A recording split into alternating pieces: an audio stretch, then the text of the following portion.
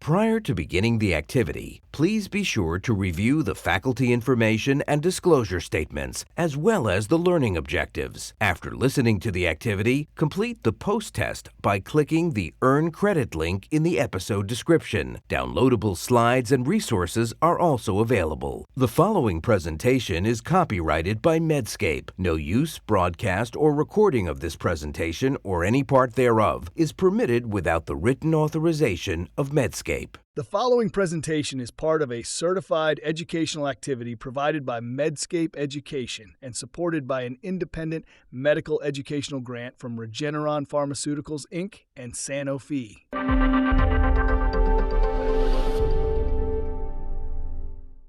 Hello, I'm Dr. Joseph Hahn, professor of otolaryngology and head and neck surgery, the vice chair of clinical affairs, past chief for the division of rhinology and endoscopic sinus and skull-base surgery, and the chief for the division of allergy at Eastern Virginia Medical School, which is now part of Old Dominion University in Norfolk, Virginia.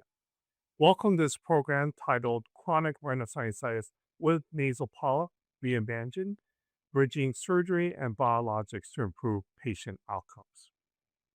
Joining me today is Dr. Carol Yan. She is Associate Professor of Rhinology and Anterior Skull-Base Surgery in the Department of Otolaryngology and Head and Neck Surgery at University of California in San Diego. Welcome, Carol. Thank you so much for having me. Great. And what we're going to engage today is what we call quick fire discussion. There will be a topic that will be introduced. Within a minute or two, we will try to answer that question. Dr. Yan and I are going to quickly go through some important topics focusing on the role of biologic in controlling type 2 inflammation and their impact on polyp recurrence in our patients with chronic sinusitis with nasal polyp. So before we begin our discussion, I'd like to have you take a moment to think about that patient who underwent sinus surgery, appropriate sinus surgery with appropriate medical treatment afterwards, and then continues to have nasal polyps. And then what I want you to do is think about, when would you start a biologic in that patient who has recurrent nasal polyp? So with that, I'd like to ask Carol, what is the overall recurrence of nasal polyp following endoscopic sinus surgery? And are there any patient-specific risk factors that we can look at for potential prevention of the recurrence of nasal polyp? Yeah, that's a great question, Joe. And honestly, it's a challenging one to answer because there's quite a bit of variability around these studies, depending on how long you look at the length of follow-up and then disease severity. So we all know that sinus surgery is very effective, and patients will come in and expect, a high degree of efficacy, and they may compare themselves to others that don't have nasal polyps. But in reality, CRS with nasal polyps, as we all know as providers, have a much higher recurrence rate. And that's previously been reported to be anywhere between 35 to 40% at the 6 to 18-month follow-up. So those studies were a few years back, and more contemporary studies have found recurrence rates to be roughly around 20 to 35%. That's kind of followed up to about 5 years. And this differs between patient-reported symptom follow-up as well as endoscopy scores, like provider seeing polyp recurrence. Some of the things that have been shown is that risk factors include clinical risk factors, the most common being asthma.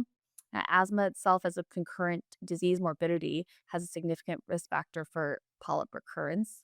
And the other thing is a history of atopy or allergies. And in particular, the subgroup of AERD patients have a high increase of disease recurrence.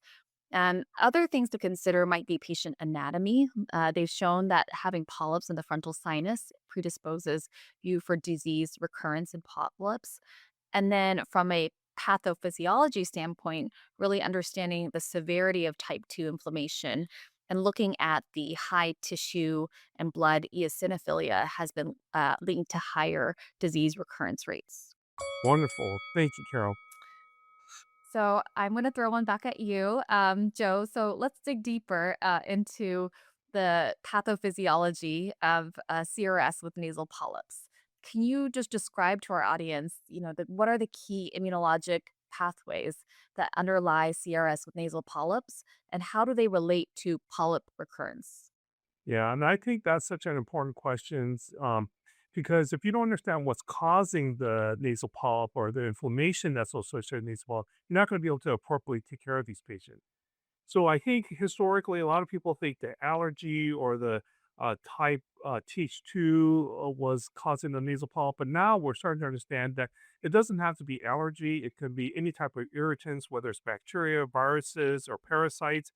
And what they do is they injure the epithelium of the sinuses, and then it causes injury. Then there's release of epithelial alarmin, such as IL-25, 33, and TSLP. But I think TSLP is the one that's most likely associated with the nasal polyp.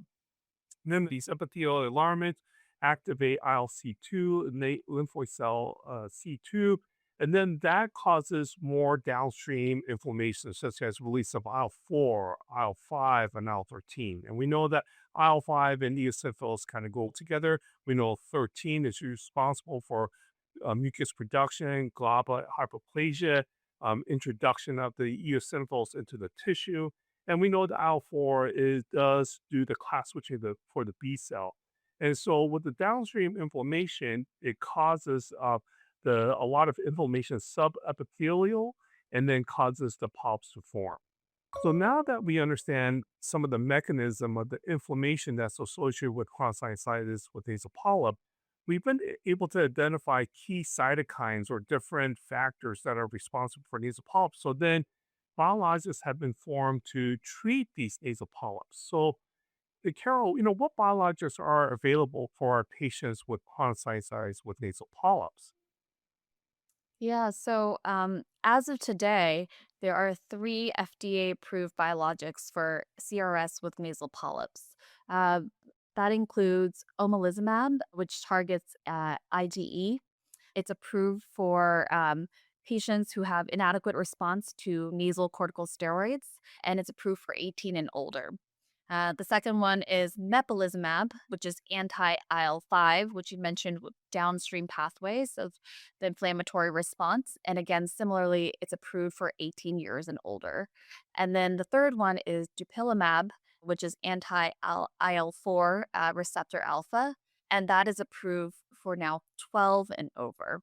So all three have gone through phase 3 clinical trials. They have shown good efficacy and safety, and they've shown importantly clinical improvement as well as improvements in endoscopy, nasal polyp size, nasal congestion, loss of smell, and they've shown to have decreased need for surgery as well as less systemic corticosteroid usage. Um, I will also add that there are other biologics out there that have also undergone phase 3 clinical trials that have not yet been approved for CRS with nasal polyps, but these clinical trials have been showing promising results. Then that's great. I mean, it's great to have a lot of options, not just one biologic. We have three biologics that are approved. Looks like we may have a couple more biologics that are coming down that we could use for some of our difficult to treat nasal polyp patients, which is fantastic. So, Joe, maybe you can tell us a little bit about the side effects and how well biologics are tolerated by our patients. Yeah, and we've been fortunate to have the biologics for some time now. And so not only do we have the safety profile for the phase 3 studies, but we also have some post market data. To kind of summarize that, I think the biologics that target the type 2 diseases of the respiratory tract, whether it's asthma or nasal polyp, I think are very safe. The most common side effects being local site injection. So my next question is, what are the current recommendations for using biologic in the management of chronic sinusitis with nasal polyp? I think the overall picture is that you're looking at a patient with recalcitrant disease, whether they have just failed medical management alone with nasal polyps recurring despite topical steroids, systemic steroids, and have failed surgery. And with in addition to just the topical steroids and surgery, there's also other contemporary treatments like the exhalant steroid delivery systems. Now it's very common to do high volume steroid nasal rinses, but it's just that gestalt of this is a patient with recalcitrant disease, high symptom burden, high endoscopy nasal polyp scores. There have been consensus groups that have formed, including one in Europe and US called Euphoria.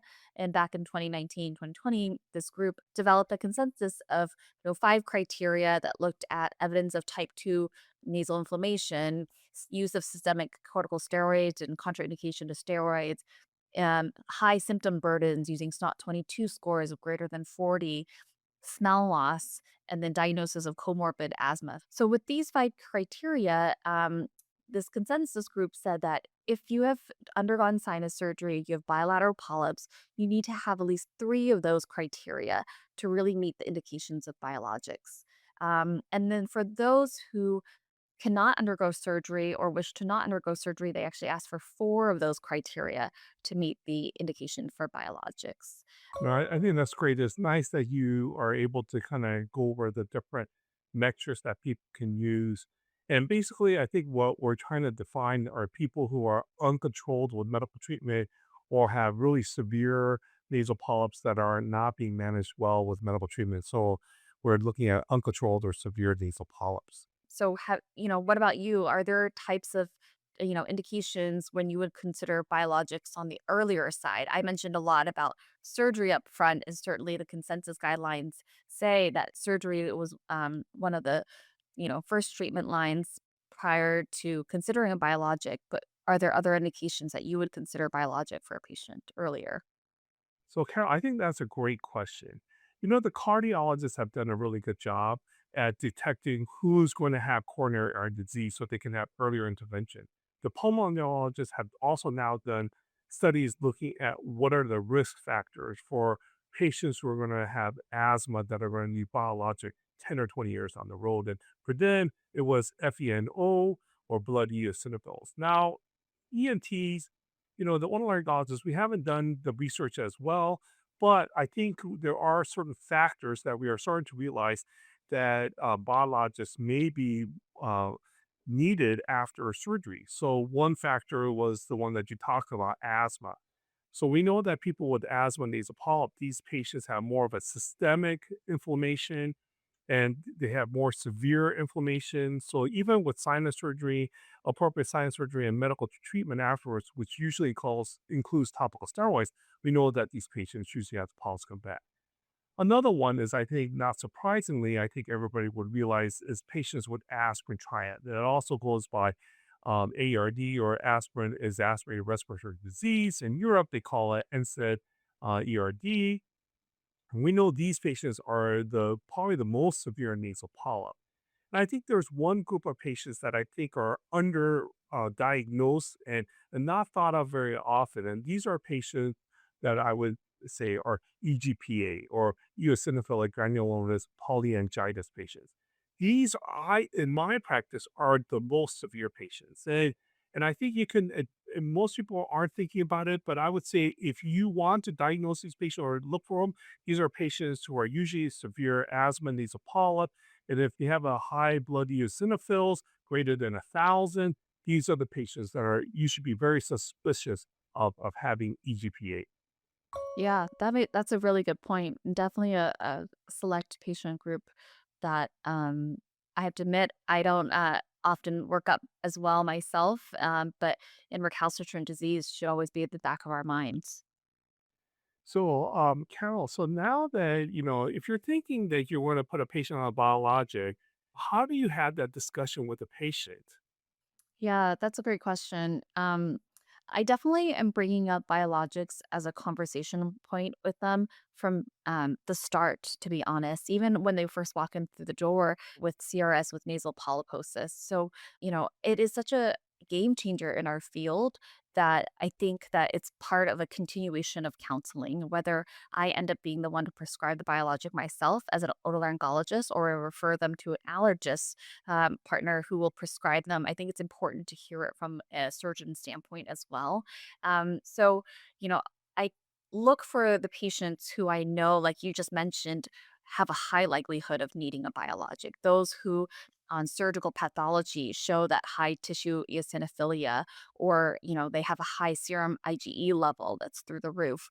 I start that conversation up front saying, we can have a plan of surgery.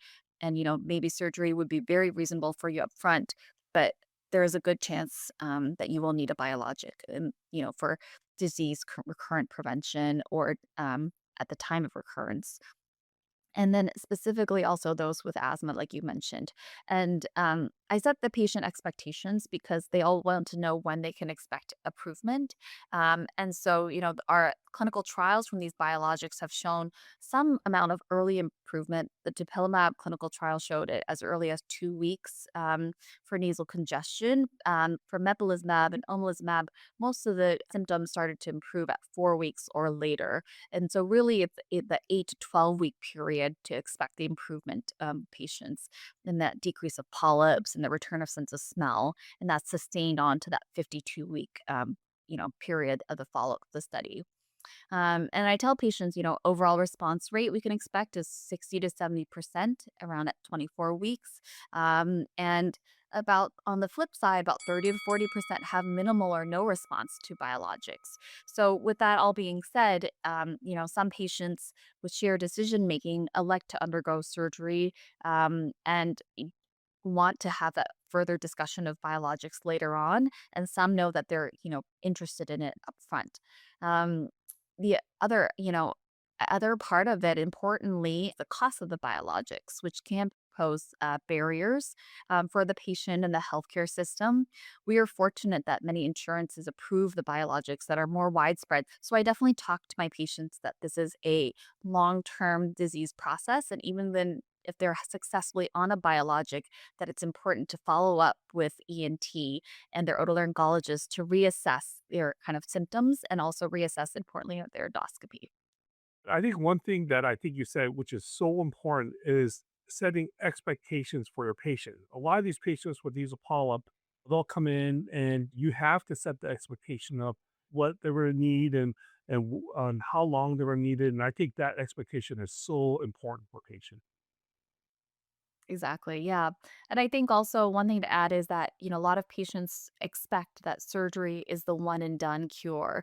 And the discussion of the biologics up front does help set the tone that their underlying disease process is immunologic and not just anatomic. And just the removal of the polyps is not the cure, but more that, you're setting the stage for a long term treatment.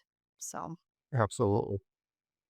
And speaking of that, I guess, Joe, once you've started a biologic, how do you assess the response? Like, what are you doing for follow up for these patients? Yeah, that is a simple answer. Patient symptom. And so, I think once you start a patient on a biologic, if you're trying to assess the response of the biologic, I think patient symptoms is my top factor that I look at. Now, I also look at nasal endoscopy as well. But if the patient is feeling well and there's a small polyp there, I do want the polyps all to be gone. But as long as the patient is feeling good, I think patient symptoms is what drives everything. Now, with that said, um, Euphoria, and I'm a board member for Euphoria.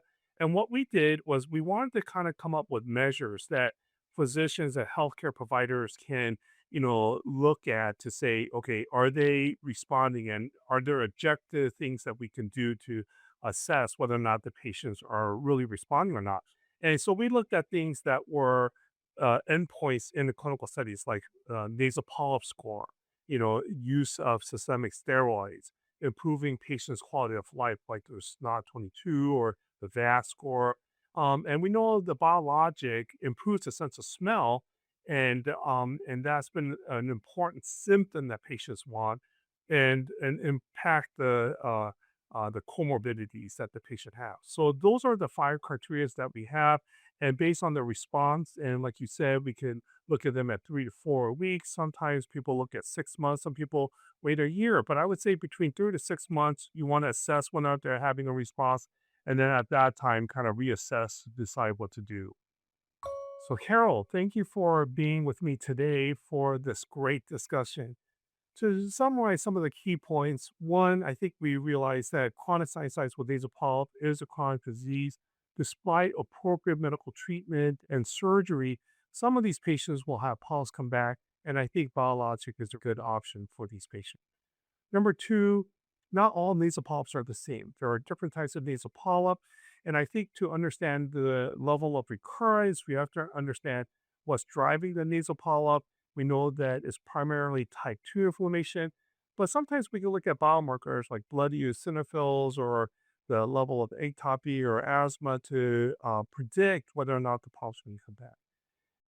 Thank you for participating in this activity. Please continue on to answer the questions that follow and complete the evaluation. Thank you for joining us today.